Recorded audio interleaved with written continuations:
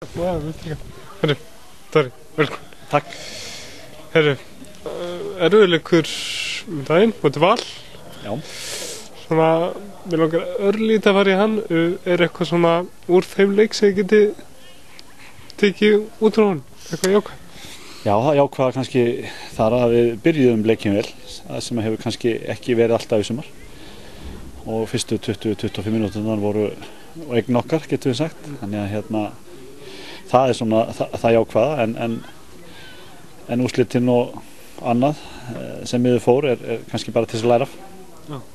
Það er náttúrulega erfiður byggleikur sem leikur móti Val. Já. Hvernig er staðan á hópnum? Eru allir klárir? Það er náttúrulega aðallega þessi tvö skörð sem þeir skilja eftir sig sem er í leikbanni. Og Atli Jens er náttúrulega ennþá í sínu ströggli, þannig að en aðrir eru heilir að því ég best veit núna, þannig að það er fyrst og fremst leikbann sem við erum að glíma við og eru náttúrulega líka afleiðing af þessum spjöldum sem við höfum verið að fá stundum finnst mér óverðskulda eins og ég hef stundum talað og er mjög ósáttur við marg þeirra og þau eru að koma í bakið á okkur núna. Það eru Blikarnir á morgun, hvernig svo leggst það verkefni? Það er bara ágætis stemming fyrir því, þeir hafa verið að ströggla og það er alveg lag til þess að ná í stig þar núna. Þeir eru sjálfsögðu vilja örugglega rífa þessu upp úr þessum öldudal sem þeir hafa verið í og þannig að við reiknum með því að þeir verði dýrvitlausir. En við komum særðir eftir síðasta leik og þegar ljónið er sært þá er það hættulegast. Svona ef við finnum rétt að setja blikli, hvernig svona leik með við búast við frá því?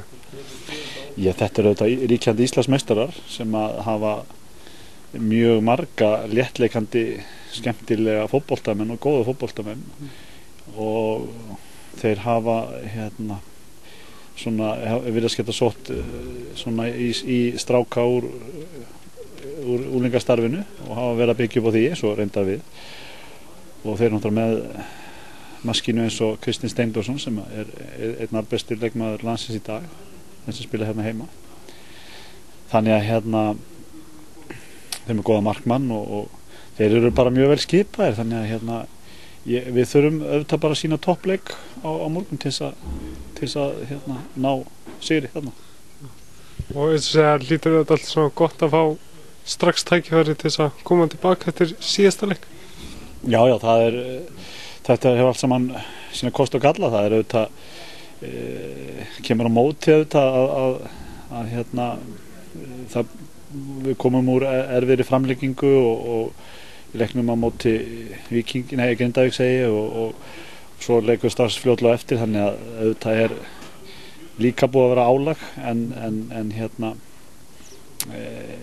að sjálfsögðu þegar maður er raskeltur þá vil maður rísa upp og taka svolítið hressilega á því og ég held að þurfi ekki einu sinni að urra á strákana á morgun til þess að fá það í gang. Og markmið 3 stig? Að sjálfsögðu þykjum við öll 3 stigin, það er engin spurning og förum til þess en gerum okkur líka fullilega grein fyrir því að þetta verður gríðarlega erfitt að sækja. Takk hérlega fyrir. Takk. Gunnar, velkomin. Erfiðleikur miðvikudaginn, annar erfiðleikur á laugardaginn, hvernig svo leggst Blikaleikurinn í því? Hann leggst ákveðlega í mig þó að Blikarnir séu gríðarlega sterkt lið og erfiðir heima að sækja.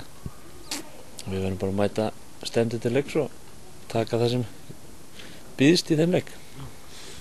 Blikarnir hafa verið að hyggsta alltaf en við hljótum að reiknum alveg gífurlega erfiður leik. Já, við gerum alltaf, þeir eru ríkjandi Íslandsmeistarar og kunna allir í þessu lið að spila fótbolta. Þannig að maður getur aldrei vanmetið þá neitt. Svona þínum að hvað svona getur við tekið út úr þessu valsleikin á miðvikudaginn með í Blikaleikin? Það er margt að taka jákvætt. Við vorum að spila boltanum vel á köflum. Það sem að við þurfum að passa að fá marka okkur fyrstu leikadurinn sem við erum ekki vanir að gera. Þannig annars leikurinn sjálfur sem var ekkert það lélugur á okkar hálfu. Og svona þínum að hvað þurfum við að gera til þess að ná góðum úrslitum á morgun? Við þurfum bara að mæta þeim og vinna það í baráttunni, vera nálægt þeim og bara negla á það, það er ekkert flókið. Barðan skilar sigrun. Já, það gerir það. Það er lið sem mætir klárt til leiks og vinnur barðan og það vinnur oftast leikin. Herri Gunnar, takk fyrir það.